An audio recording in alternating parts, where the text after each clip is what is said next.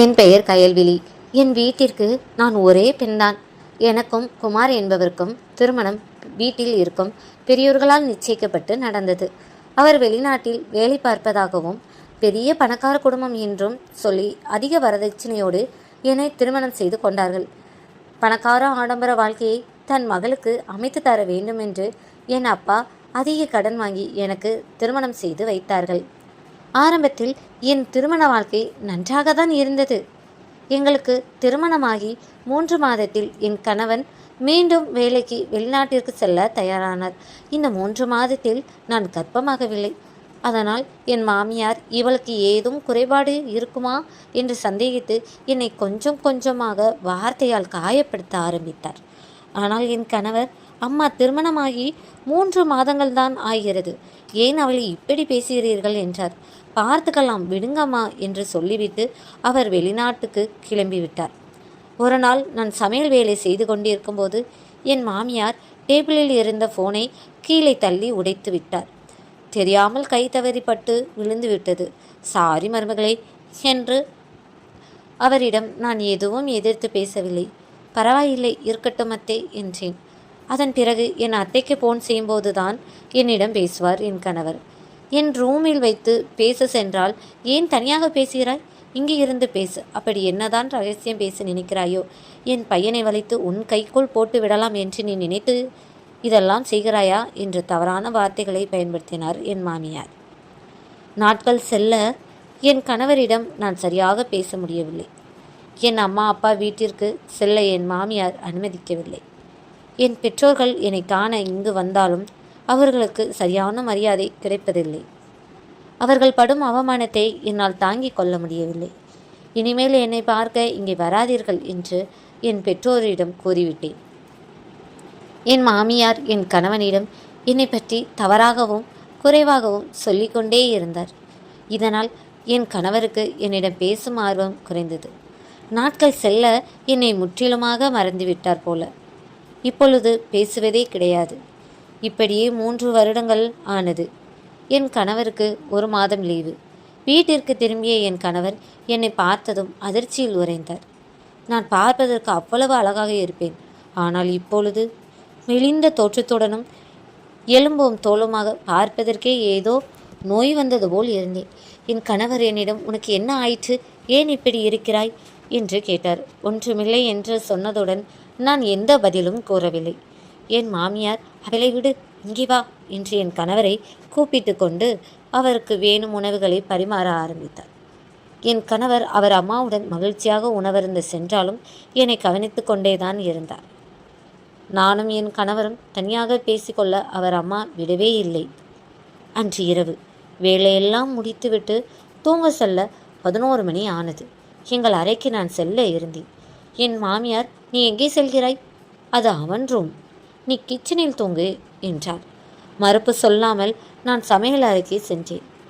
5 நிமிடம் ஆனதும் என் கணவர் என்னை தேடி வந்தார்.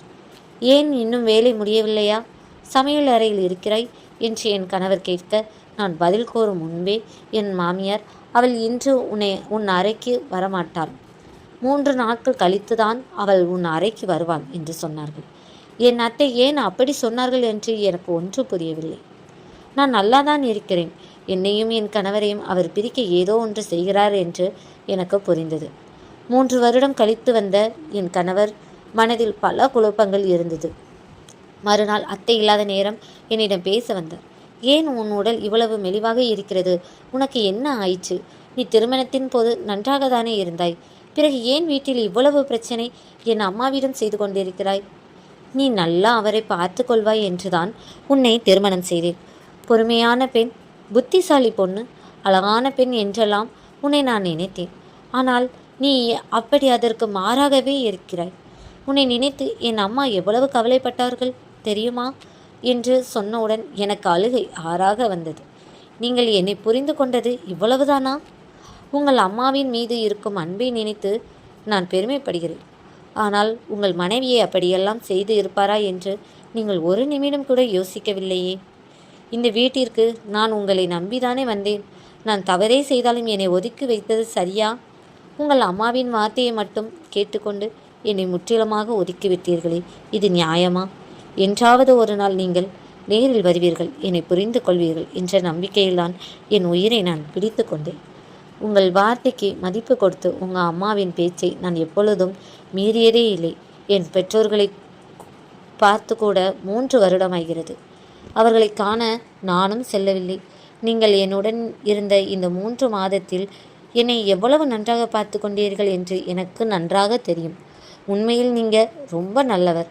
ஆனால் உங்கள் அம்மாவின் மீது இருக்கும் பாசத்தால் என்னை ஒதுக்கி வைத்து விட்டீர்களே, இது நியாயமா என்று ஆழிகடல் போல் என் கண்களிலிருந்து கண்ணீராக வர ஆரம்பித்தது. சற்று நிமிடம் யோசித்து பாருங்கள். உங்கள் அம்மா சொல்வது போல் நான் உங்கள் அம்மாவை கொடுமை செய்தாலோ பிரச்சனை செய்து கொண்டு இருந்தாலும் இந்த தோட்டத்தில் இருந்திருப்பேனா?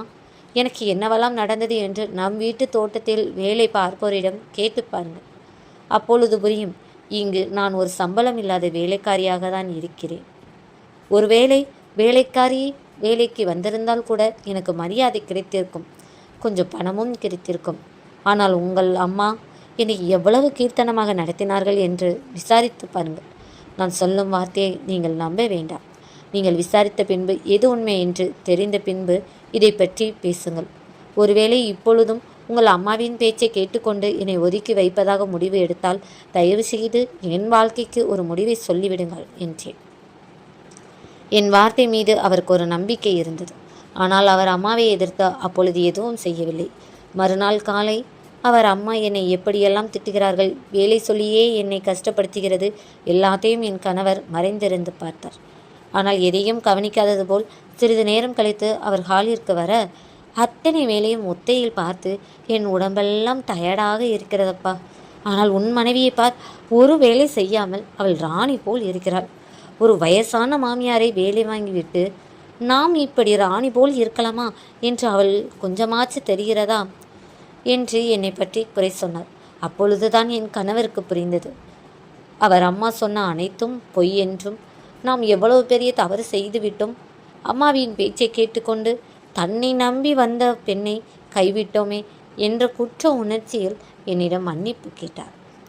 அவரின் தவறை உணர்ந்து என்னிடம் மன்னிப்பு கேட்டார். இந்த வீட்டிற்கு நீயே ராணி.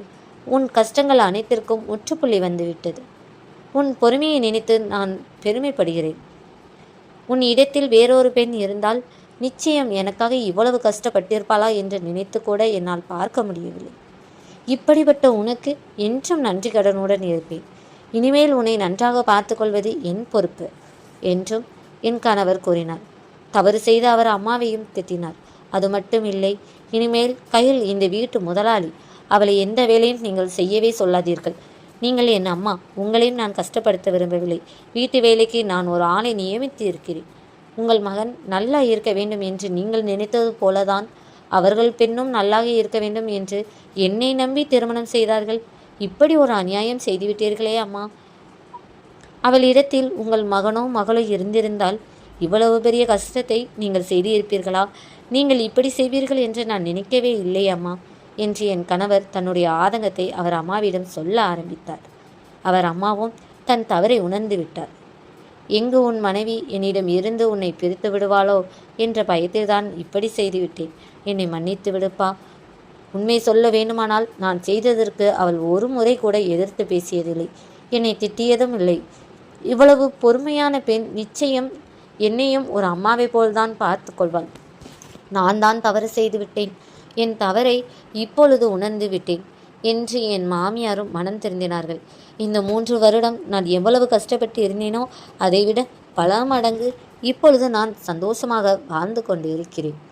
ஒரு பெண் பொறுமையாக நிதானத்துடனும் இருந்தால் அவள் நினைத்த எதையும் சாதிப்பாள் என்பதற்கு என் வாழ்க்கை உதாரணம். இப்பொழுது என் ஊரில் வாழ்க்கை கிடைத்தால் கையலுக்கு கிடைத்தது போல் ஒரு வாழ்க்கை கிடைக்க வேண்டும் என்று சொல்லும் அளவிற்கு என் வாழ்க்கை நல்லபடியாக அமைந்திருக்கிறது. நானும் என் மாமியாரின் உணர்வுகளை புரிந்து கொண்டு அவரை என் சொந்த அம்மா போல் நன்றாக பார்த்து கொண்டேன். இப்பொழுது நான் 3 மாதம் கர்ப்பமாக இருக்கிறேன். என் அம்மா அப்பாவை பார்த்து 3 வருடமாகிறது. அவர்களை பார்க்க வேண்டும் என்ற ஆசை எனக்கு இருந்தது. என் ஆசையை புரிந்து கொண்ட என் மாமியார் நேரில் சென்று என் அப்பா அம்மாவிடம் நடந்ததற்காக மன்னிப்பு கேட்டு அவர்களை இங்கே கூட்டி வந்தார்கள். நான் செய்ததற்கு நீங்கள் கையலுக்கு குழந்தை பிறக்கும் வரை இங்கேதான் இருக்க வேண்டும். உங்கள் மகள் அருகில் இருந்து அவளை நன்றாக பார்த்து கொள்ளுங்கள் என்று என் அம்மா அப்பாவை அழைத்து வந்தார். இப்பொழுது ஒரே வீட்டில் என் அம்மா அப்பா, நான், என் கணவர், மாமியார் என்று சந்தோஷமான ஒரு வாழ்க்கையை வாழ்ந்து கொண்டிருக்கிறோம். பொறுமையும் நிதானமும் கோழைத்தனம் கிடையாது, அது புத்திசாலிகள் கையாளும் ஒரு வகையான தந்திரமும் தான். புரிந்து சரியாக நடந்து கொண்டால் எல்லார் வாழ்க்கையிலும் நல்லதே நடக்கும். நடக்கவிருக்கும் கஷ்டத்தை மட்டும் யோசிக்காமல் என்ன செய்தால் நம் கஷ்டம் தீரும் என்று யோசித்தால் நிச்சயம் நம் வாழ்க்கை நாம் நினைத்தது போல் மகிழ்ச்சியாகவும் நிம்மதியாகவும் இருக்கும். என்ன நேயர்களே, இந்த காணொளி உங்களுக்கு பிடித்திருந்தால் மறக்காமல் சேனலை சப்ஸ்கிரைப் செய்து கொள்ளுங்கள். நன்றி.